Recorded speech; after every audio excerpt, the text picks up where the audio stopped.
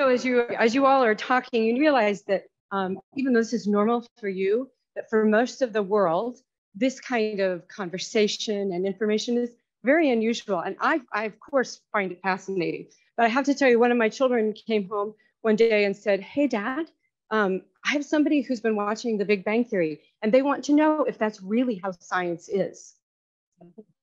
And he very, if you knew Dave, I mean, you can see him saying this. He said, "Well, they would say in lab that it's not so much a sitcom as it is a documentary." So, anyway, with that, we have our second recipient of the OSG David Swanson this year is Jimena González, who, despite being a physics graduate student here at the University of Wisconsin-Madison, still had to participate virtually in the OSG school in 2021.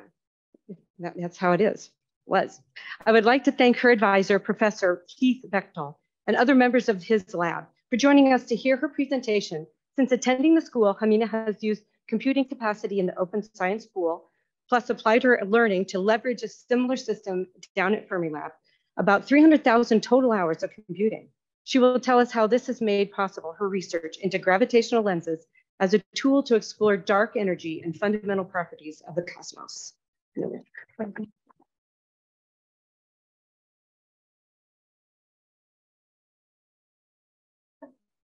Okay, can everybody hear me? Perfect. So yeah, my name is Jimena and I am a PhD student here in physics.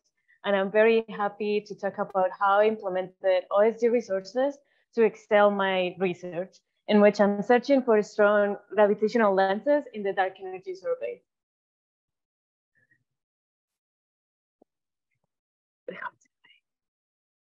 Okay, try again. Oh, perfect. Okay, so I'm going to start with an outline of this talk. In the first part, I'm going to talk about everything that is all the basics about strong lensing. We're going to talk about what it is and how we can use it to do science. And then I'm going to give some context about the challenge of searching for strong lenses. In the next part, I'm going to talk about the project workflow. So here we're implementing machine learning. And the first step to do this is that we need to create a training sample so we can train the machine learning. Then in the last step, we're going to do the complete search. So in this section, I'm going to talk about all the computational limits that I had in every step. Next, I'm going to give some context about what I was doing before I attended the OSG school and how I transitioned every step of this and used what I learned in the OSG school to excel my science. Finally, I'm going to talk about the quantitative impact that this school had in my research and how I was able to expel the limits of what was available for me. So I'm going to start with the very basics of what is a strong lenses. So a strong lensing happens when an astronomical source is emitting light and is located behind a foreground galaxy. The light coming from the source is bended by the gravitational potential of this foreground galaxy. And this appears as images, multiple images of the same source that sometimes are magnified. So this can look different depending on the source, on the size of the source. If you have a point source, for example, of an exploding star that is very small, you will see multiple images that are separated from each other. But if you have an extender source like a galaxy, these images get strongly distorted and you see huge arcs of light. Now, the observables, which is what we can measure from these systems, will be the position of these images of the source in the total image, how the relative magnification between those images. And if you, for example, imagine that this is an exploding star, there are some paths of light that are going to be shorter than others. That means that some of these images are going to appear brighter than the other ones. So you can measure a time delay. All of these measurements are related to the mass distribution of this galaxy. So you can use strong lensing to study elliptical galaxies, for example. But what I'm very interested in is to study dark energy. And then if I were to put this into simple words, I would say that studying the nature of dark energy will allow us to understand the ultimate future of the universe. So that's why I care about this. Okay, so let's talk about how hard is this problem. So here I'm showing an image from DES. And if we zoom in here a lot, you will see that here there is a strong gravitational lens. Now DES covers about an eighth of the sky, which in other words is like 500,000 images of this. And in all of those images, we're expecting to find about 600 strong lenses. So this gives context about why we need to employ automatic searches for these systems. Okay, so in our research, we're implementing machine learning methods. So the first step that we need to address is to create the training sample. Here, I'm only going to focus on the positive class. Later, I'm going to talk a little bit about the negative class. So the positive class, we don't have so many strong lenses that are known. And to train machine learning, you need a lot of data. So for this reason, we need to create simulations. And then these simulations have multiple properties that are going to control like the quality of the image. So what we want is that we want arcs that are bright and that a human will look at this and would agree that they are strong lenses. And then this, what controls the quality, I'm going to call them constraints on those properties. So the computational limit is that, first of all, I need lots of simulations to train. And in other words, I would say like for 15,000 simulations, I will have to be waiting 2 days. And then the tighter I will set these constraints to have a good quality simulation, it would increase by a lot the time that I was waiting. So I was waiting about 4 days on good simulations. And then what this implies is that I couldn't experiment with many different properties for the simulations. And I had to be very thoughtful about how I was doing these constraints. The next step is the training the machine learning. So I'm not going to go into any details, but then the model that we implemented is the vision transformer, which was developed by Google. And it's a model that has about 86 million parameters. What this means is that this is very time consuming to train. And it was taking about 3 days on my personal laptop. And as you would imagine, increasing the training sample would increase the time that you need to train. So every training run was a huge commitment, and there are so many parameters that you can modify when you're training. You can modify your training sample, but you can also modify little parameters in the model. And then the next step, and my main concern was the total search. So we needed to process about 200, this number is wrong, it's actually 230 million images, which is about 1 terabyte of data. And I never did the math for my personal laptop. I did it just for this talk. It was about 7 years. And in the cluster that I was running, it was about 4.5 years. So then I was concerned with the typical question that you'll have, when am I going to graduate? So I wanted to give some context about what I was doing when I was preparing my application for the OSU school. So I was mostly spending my time doing simulations with different properties, and then I was training. And all of this, only one experiment will take 2 weeks of time. And then I was also applying some of those models that were trained to unseen data. So about 8,000 images, maybe that sounds like a lot, but that's very little. That's like 0.04% of where I was going to do.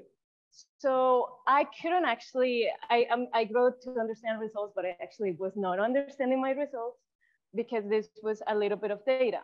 So you can imagine that most of the time I was just waiting.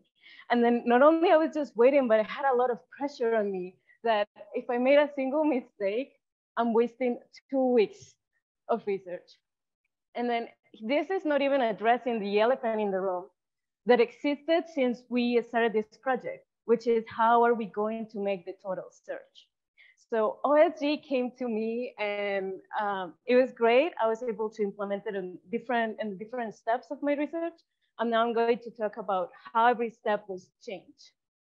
So first part is the simulations. So this fact is very easy to understand why it is parallelizable, and is that every image here is independent from each other. So I could imagine that I'm going to send many different jobs to generate different simulations, and each simulation doesn't take that long to create. It's only about 2 seconds.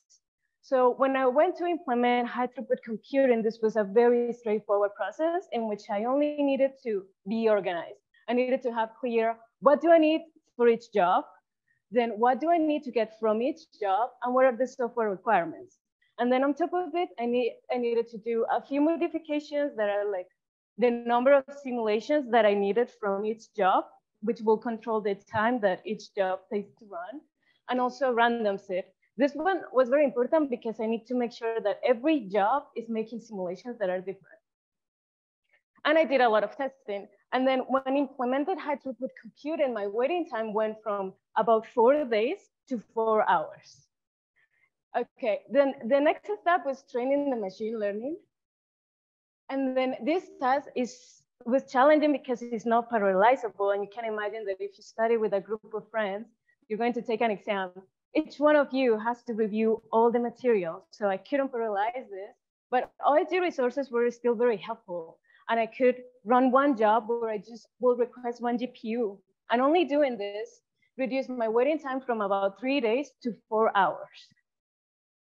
Okay, and then the next step, which is the total search.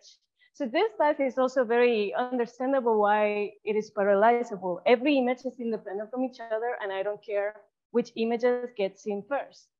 And then on top of that, DES is already divides the data into 10,000 pieces of similar size. So the data was already divided into what we call tiles that are about 10,000.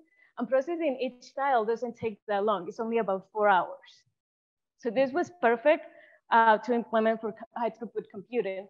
And then the challenge that I faced is that at the time of this analysis, the data was not public. It was very heavy. And because it was not public, I couldn't use the normal transferring methods that we use in OSG. So I had to find a way to use what I had available. And it turns out that I had available something that was great. I just didn't appreciate it before attending OSG. And this is the Fermi grid. Then in this cluster, the syntax is different, but in the back end, it uses CHP Condor. And then because it was the same idea, same concept, I was able to get this running very quickly. So I went from an idea that I will have to wait for 1.5 years to only 3 days. It's actually less than 3 days because I did it on a weekend. And this was amazing. And here I wanted to put in only one slide how every step in this workflow was affected by OSG. So I went from waiting 2 weeks for only one experiment to waiting less than a day.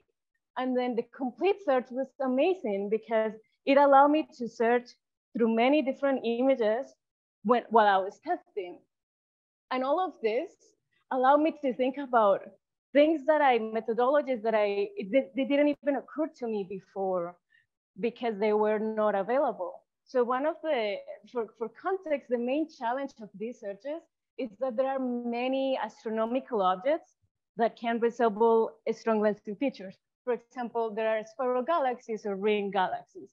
And then they make that the purity rate of current searches is about 1%. So that means that from 100 images that a machine learning model says that are positive, only 1 is actually positive.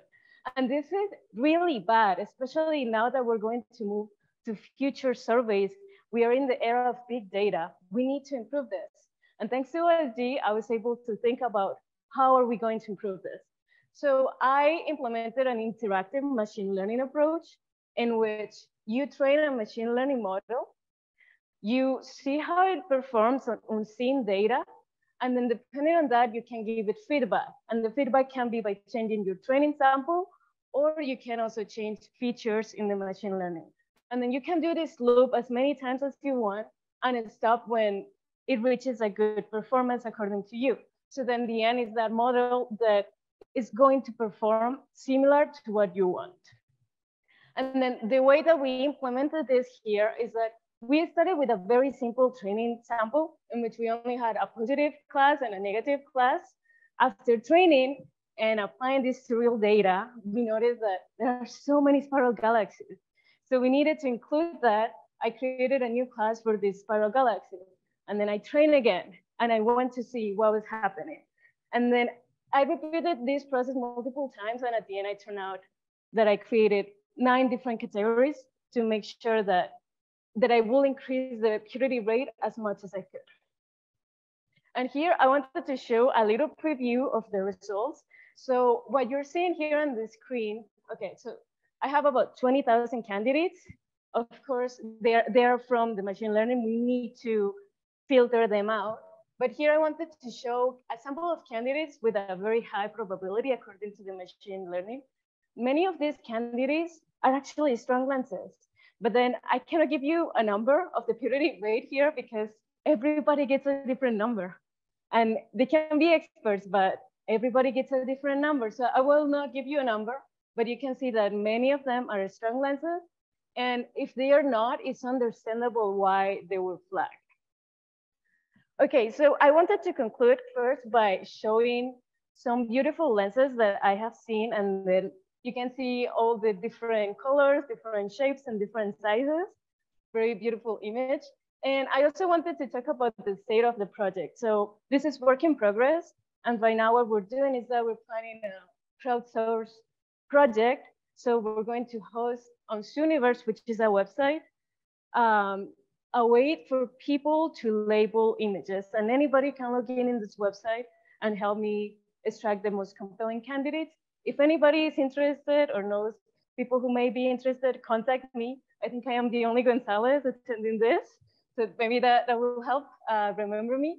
And then I am still not done with OSD, and I'm very excited to keep pushing the boundaries. So in the next steps, I'm going to be characterizing these candidates that we have. That means studying the mass distribution of the candidates. And finally, I wanted to say thanks to all the OSD consortium, all the team, especially to Ian, team, and Ken that I still haven't met, but Ken was very helpful for Fermilab, in the Fermilab cluster. And I am very grateful that I was able to focus on the science and not be limited by the computational resources. So thank you.